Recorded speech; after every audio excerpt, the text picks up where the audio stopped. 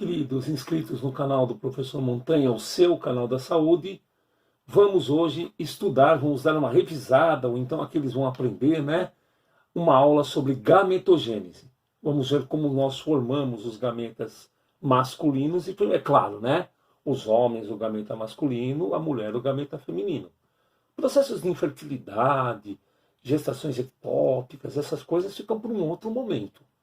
Vamos dar uma olhadinha na nossa vinheta e vamos direto ao nosso tema. Vamos matar toda essa curiosidade sobre esse elemento ao qual nós gostamos e queremos aprender um pouco mais. Vamos lá, vamos à vinheta.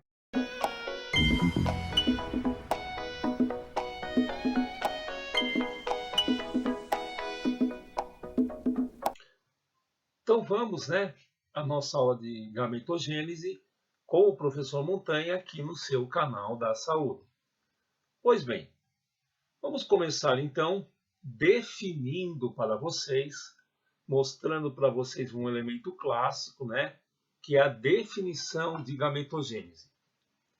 A gametogênese nada mais é, meus queridos, o processo pelo qual nossos gametas são formados.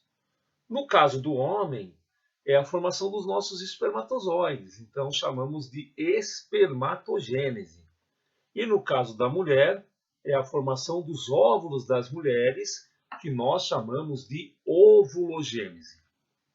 E vejam uma coisa, as nossas células, durante a vida de todas elas sempre apresentam-se em dois momentos.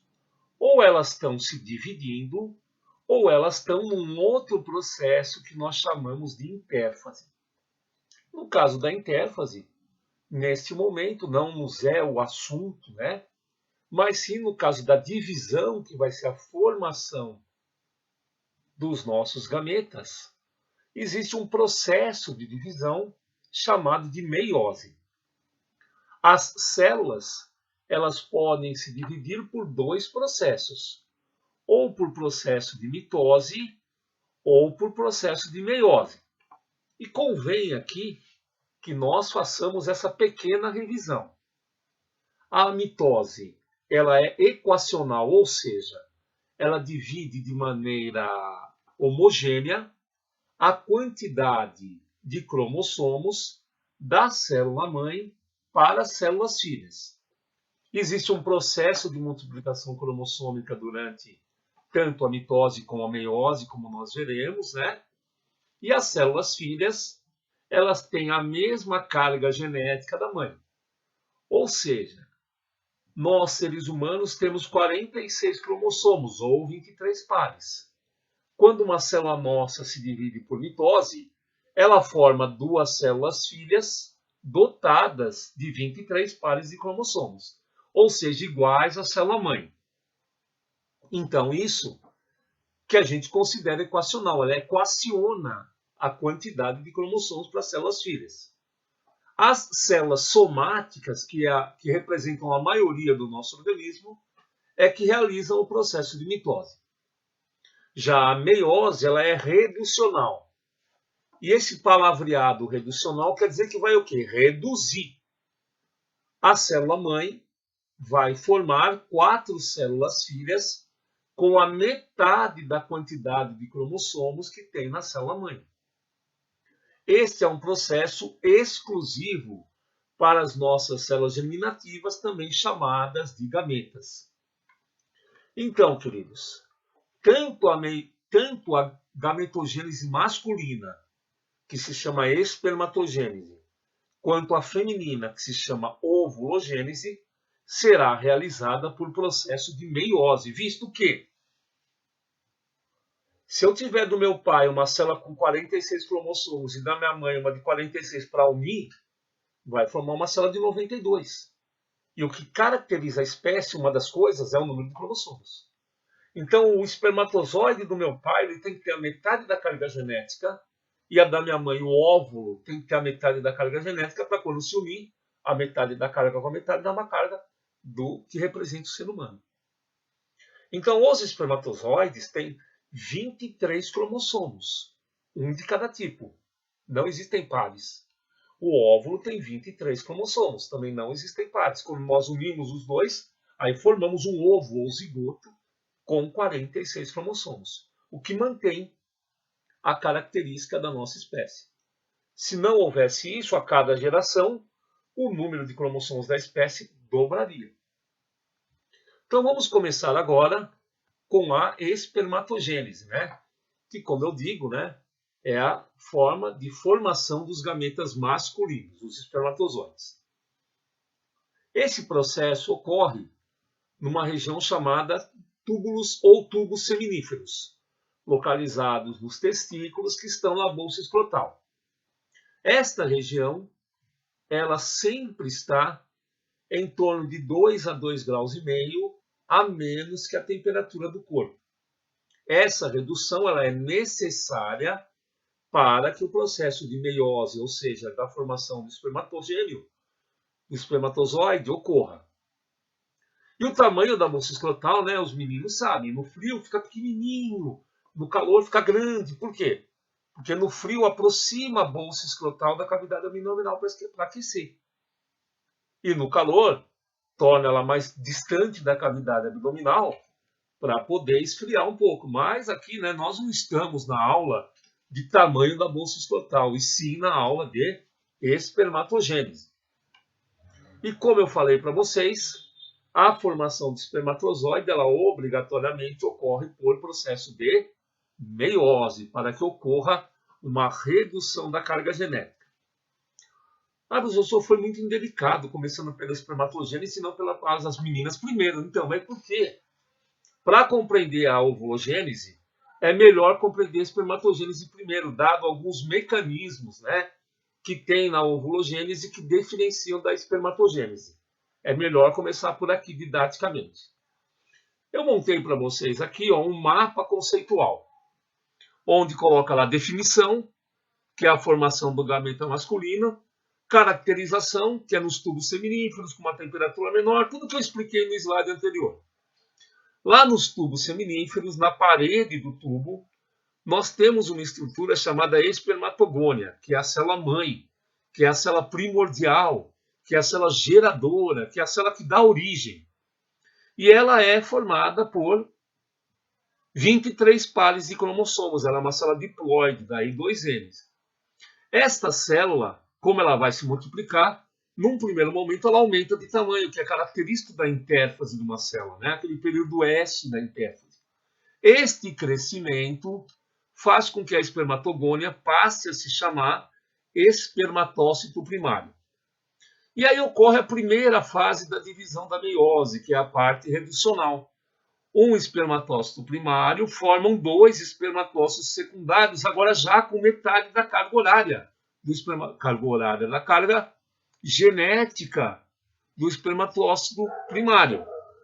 E aí esses espermatócitos continuam um processo, né, da meiose 2, que seria uma mitose, tá claro? Onde forma-se cada espermatócito primário 2 espermátides, que amadurecem através de um processo chamado espermiogênese, formando os espermatozoides. Todos eles, e vejam, hein? Uma espermatogônia, ela originou 4 espermatozoides, com a metade da carga genética presente na espermatogônia. E dessa forma, nós formamos os espermatozoides. Já a ovulogênese, ela é a forma pela qual as meninas elas formam os gametas femininos, que nós chamamos de óvulos.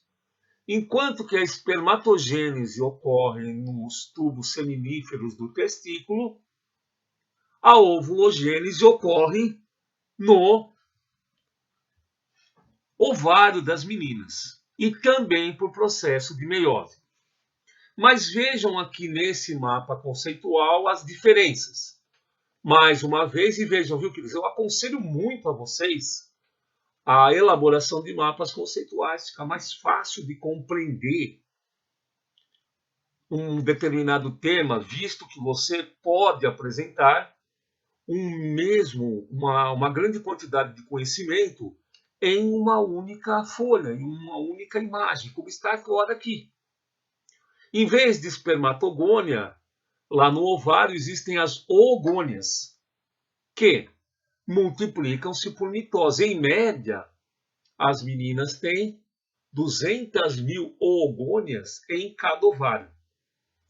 As oogônias, quando crescem, elas formam o que a gente chama de ovócito primário. Então, até aqui tudo igual, né? Só que lá a espermatogônia crescia e virava espermatócito primário. Da mesma forma aqui que a oogônia é diploide, o ovócito primário também é diploide.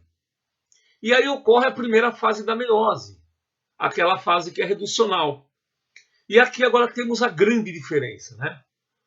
Do ovócito primário, nessa multiplicação de meiose 1, forma-se um ovócito secundário e forma-se um glóbulo polar, ou corpúsculo polar. Este corpúsculo polar é um ovócito secundário atrofiado, não funcional, que se multiplica na meiose 2, formando mais 2 glóbulos polares. E o ovócito secundário, também na meiose 2, forma o óvulo e o glóbulo polar. De cada oogônia, vejam a diferença, de cada oogônia, nós formamos um óvulo. Nós não, as meninas, né, formam um óvulo, pelo menos por enquanto. Já o espermatozoide, de cada espermatogônia, forma-se 4 óvulos, 4 espermatozoides. Então, isso diferencia a espermatogênese da ovulogênese. Na espermatogênese não ocorre a formação de glóbulos polares, apenas na ovulogênese. Mas o processo em si é o mesmo. As oogônias aumentam de tamanho, formam o elemento primário, que fazem meiose reducional, fazem o elemento secundário, que fazem a meiose 2, que originam a célula qual vai participar do processo de fecundação. Pois bem, espero que vocês tenham compreendido esse momento, né, de gametogênese. É um momento importante, é algo que diferencia os meninos e as meninas na formação dos gametas. E tenham gostado da minha aula. Continuem se cuidando nessa época que nós estamos de pandemia, né? E aguardem um próximo vídeo. Agradeço muito as mensagens de carinho que vocês me mandam lá no meu canal, os comentários, né? Continuem assistindo os meus vídeos. Faço tudo isso com muito carinho, com muita vontade de fazer com que você cresça profissionalmente, revisando alguns temas, apresentando alguns elementos novos, de uma maneira clara, concisa, numa linguagem que você entenda. Então, nós vimos o que é espermatogênese, o que é ovulogênese, os elementos os quais estão presentes nesses dois mecanismos. Agradeço e até um próximo vídeo.